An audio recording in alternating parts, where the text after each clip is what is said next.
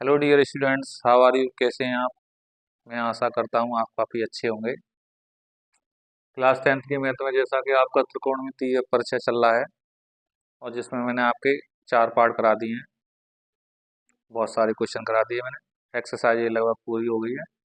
तो exercise B के लिए हमें सबसे पहले क्या करना पड़ेगा, हमें जो त्रिकोणमितीय सारणी है उसको बनाना सीखना पड़ेगा, क्योंकि उसमें साइन 30, टेन 45, सेक 60 ऐसे करके वैल्यू दी होंगी और उनकी वैल्यू हमें रखनी है और तब उनके आंसर आया करेंगे। ठीक है, तो आज हम आपको इस वाले पार्ट में केवल और केवल त्रिकोणमितीय सारणी बनाना सिखाएंगे।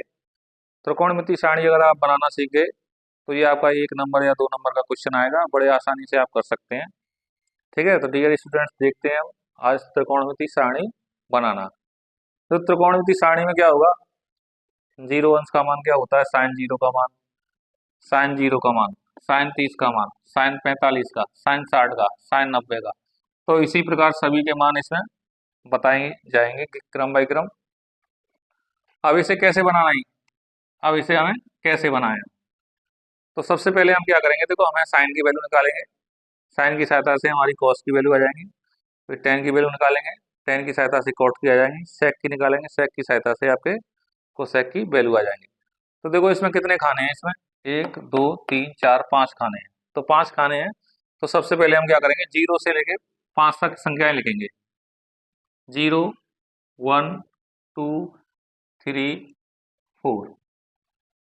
ठीक है, अब प्रत्येक संख्या में हम 4 का भाग लगाएंगे, इसमें 4 का भाग लगाएंगे, इसमें 4 का भाग लगाएंगे, इसमें 4 का भाग लगाएंगे और इसमें 4 का भाग लगाएंगे और इसमें 4 का भाग लगाएंगे। इन सभी में आप कॉमा का निशान लगा सकते हैं। 4 का भाग लगाने के बाद, 4 का भाग लगाने के बाद तो आप क्या करेंगे, इन सभी संख्याओं का रूट ले देंगे, रूट ले लेंगे, रूट ले लिया हमने, और जिनमें थोड़ी बहुत कैलकुलेशन है उनको सॉल्व करेंगे। तो इसका इसमें डिवाइड लगाते हैं तो 0 आएगा, 0 रूट आएगा, और इसके इसमें से ये बाहर आ जाएगा ये वैल्यू, और रूट 4 की वैल्यू 2 होती है आपकी, इससे ये वैल्यू आपकी 2 बार कट जाएगी, और रूट 1 का मान 1 होता है और रूट 2 का मान 2 ही रहेगा। रूट 2 की वैल्यू नहीं रखेंगे आप। ठीक है, रूट 3 का आपका 3 होता है, नीचे रूट 4 आएगा तो उसकी वैल्यू आपकी 2 होगी, इससे ये वैल्यू आपकी 1 बार जाएगी, रूट 1 का मान का आपका 1 होता है। तो ये जो 5 मान आए हैं इसका इसमें भाग लाएंगे तो 0 आएगा, 0 का रूट आपका 0 होता है। तो ये जो 5 मान आए हैं आपके, ये सीधे के सीधे आपके साइन के मान रहे होंगे। ठीक है, तो ये आपका 0 आएगा, इधर इधर आपका 1/2 आएगा, इधर 1/√2 आएगा, और अंडरूट 3 2 आएगा, और आपका 1 आएगा। तो ये सारी की सारी जो वैल्यू है आपकी साइन की वैल्यू आ गई। तो हम कह सकते हैं साइन 0 का मान 0 होता है, साइन 30 का मान आपका 1/2 होता है, और साइन 45 का मान 1/√2 होता है, और साइन 60 का मान आपका √3/2 होता है, और साइन 90 का मान आपका 1 होगा। तो हमारे पास जब साइन की वैल्यू आ जाएंगी तो हम कॉस की वैल्यू बड़े आसानी से आप निकाल सकते हैं। तो कॉस की वैल्यू निकालने के लिए इनको पलट देते हैं, तो ये वैल्यू आपकी पहली वाली वैल्यू बन जाएगी, ये वाली वैल्यू इसकी ये वाली बन जाएगी, और ये वैल्यू आपकी ऐसे की ऐसी रहेगी एज इट इज, ये वाली वैल्यू आपकी यहाँ पहुंच जाएगी, और ये वैल्यू आपकी यहाँ पहुंच जाएगी। तो आप कह सकते हैं कॉस 0 का मान आपका 1 होगा, कॉस 30 का मान आपका √3/2 होगा, और कॉस 45 का मान आपका 1/√2 होगा, कॉस 60 का मान आपका 1/2, और कॉस 90 का मान आपका 0 रहा होगा। अब आगे, अब हमें किसकी वैल्यू निकालनी है, टेन की वैल्यू निकालनी है। तो मैंने आपको कल बताया था टेन थीटा जो होता है आपका, आप इसे फर्स्ट स्टेप मान सकते हैं और इसे आप सेकंड स्टेप मान सकते हैं। तो टेन थीटा की वैल्यू किसके बराबर होती है, साइन थीटा बट्टे कॉस थीटा। क्या होता है, टेन थीटा बराबर आपका क्या होता है, साइन बट्टे कॉस थीटा। तो टेन थीटा, देखो यहाँ थीटा दिया है तो यहाँ थीटा आ रहा है, यहाँ थीटा आ रहा है। अगर मैं आपको यहाँ लिख दूँ टेन 0, और तो यहाँ क्या आएगा, साइन 0, और 0 लिखते हैं आप 0 अंश, और यहाँ 0 आएगा, और कॉस 0 आएगा। साइन 0, साइन 0 की वैल्यू कितनी आएगी, 0, और कॉस 0 की वैल्यू आपकी कितनी रही होगी, 1 रही होगी।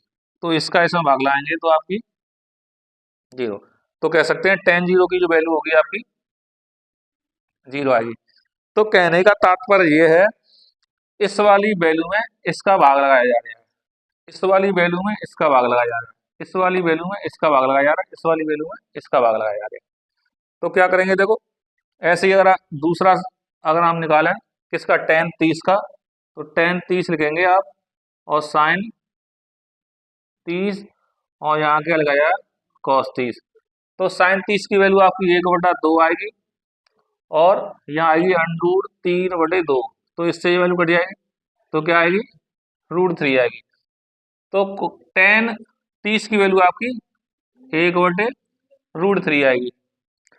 अब इस वाली वैल्यू आएगी जो सेम सेम है, कट जाएगी आपकी, ये वैल्यू आपकी 1 होगी। अब देखो ये वैल्यू इसके नीचे आएगी, आप बराबर कर सकते हैं। तो कैसे करेंगे, √3/2 और इसमें हम भाग लगा दें 1/2 का, इससे वैल्यू कट जाएगी तो कितनी आएगी, केवल √3। तो इसकी वैल्यू कितनी आएगी, केवल √3। अब ये अपॉन ये करेंगे, क्या होता है, एक में अगर हम भाग लगाएं किसका, 0 का, तो ये वैल्यू इनफाइनाइट जाएगी, तो इसे बोलते हैं अपरिभाषित। तो इसका इसमें हम भाग लगाएंगे तो इसे अपरिभाषित, तो इसे हम इनफाइनाइट का साइन लगा के इसे लिख सकते हैं। ये साइन होता है आपका, जैसे 8 का जो अक्षर होता है उसे लेटा हुआ हम बना देते हैं। तो हमारे पास tan 0 की वैल्यू 0 आएगी, tan 30 की वैल्यू 1/√3 आएगी, tan 45 की वैल्यू 1 आएगी, tan 60 की वैल्यू √3 आएगी और tan 90 की वैल्यू आपकी इन्फिनिटी आएगी, इनफाइनाइट बोल सकते हैं। अब हमें इसकी सहायता से कॉट की वैल्यू निकालनी है, इसकी सहायता से हमें कॉट की वैल्यू निकालनी है। तो इसके लिए आप क्या करेंगे, फिर इन्हें पलट देंगे, तो इनफाइनाइट आपकी इधर आ जाएगी, √3 आपकी ये आ जाएगी, ये ऐसे के ऐसी रहेगी, ये वाली वैल्यू आपकी यहाँ चली जाएगी और ये वाली वैल्यू आपकी यहाँ आ जाएगी। तो ये होगी आपकी कॉट की। तो कॉट 0 की वैल्यू आपकी इनफाइनाइट होगी, कॉट 30 की वैल्यू आपकी √3 आएगी, कॉट 45 की वैल्यू आपकी 1 होगी, कॉट 60 की वैल्यू आपकी 1/√3 और कॉट 90 की वैल्यू आपकी 0 होगी। अब आपको किसकी, सेक की वैल्यू निकालनी है। सेक की वैल्यू निकालने के लिए थर्ड स्टेप करेंगे। तो देखो ये दिया सेक, सेक थीटा बराबर लिख सकते हैं 1/cos थीटा, सेक थीटा बराबर 1/cos थीटा होता है। और इसी प्रकार आप अगर यहाँ 0 लिखें तो यहाँ भी आपका cos 0 आएगा और cos 0 की वैल्यू आपकी कितनी होती है, 1 होती है, तो ये आपका 1 आएगा। तो cos 0 की वैल्यू आपकी 1 होगी। इसी प्रकार सेक 30 निकालें तो 1/cos 30 होगा, 1/cos 30 की वैल्यू आपकी कितनी है, √3/2। तो ये वैल्यू आपकी यहाँ पहुंच जाएगी, 2 आपकी √3 आएगी। तो ये वैल्यू आपकी ये आ गई। तो देखो ये जो वैल्यू आ रही है कॉस की, ये सारी की सारी ये पलट के आ रही हैं, एक की पलट करेंगे, एक का पलट करेंगे तो आपका 1 आएगा, इसे पलट देंगे तो इसका पलट आपका ये आ गया, इसे पलट देंगे तो √2 में हम 1 का भाग लाएंगे तो √2 आएगा, तो इसे हम पलटेंगे तो क्या आएगा, केवल √2 आएगा, और इसे पलटेंगे तो क्या आएगा, 2 आएगा, और 0 दिया है, और 0 दिया है और 0 है, और इसमें हम क्या करेंगे, 1 में भाग लाएंगे तो कितना हो जाएगा, ये इनफाइनाइट आएगा ये। तो मतलब कह सकते हैं 0 को हम पलटें, भाई 0 है कोई संख्या, इसे पलटें, तो पलटने के लिए हम 1 का डिवाइड लाएंगे तो ये कितना हो जाएगा, उल्टा हो जाएगा, 1/0। तो ये वैल्यू हमें इनफाइनाइट देती है। तो कह सकते हैं सेक जो 90 की वैल्यू होगी आपकी इनफाइनाइट होगी। अब हमें कोसेक 30 की वैल्यू निकालनी है, चाहो तो आप इसे पलट के लिख सकते हैं, लेकिन क्या है कि सेक की, अगर सेक की सहायता से हम कोसेक की वैल्यू निकालेंगे तो ये वाली वैल्यू आपकी यहाँ आ जाएगी, ये इनफाइनाइट आएगा, ये आपका 2 आएगा, ये आपका √2 आएगा, और ये वैल्यू आपकी √3/2 आएगा, और ये वैल्यू आपकी 1 आएगी। तो डियर स्टूडेंट्स, ये रही आपकी त्रिकोणमितीय सारणी, ठीक है।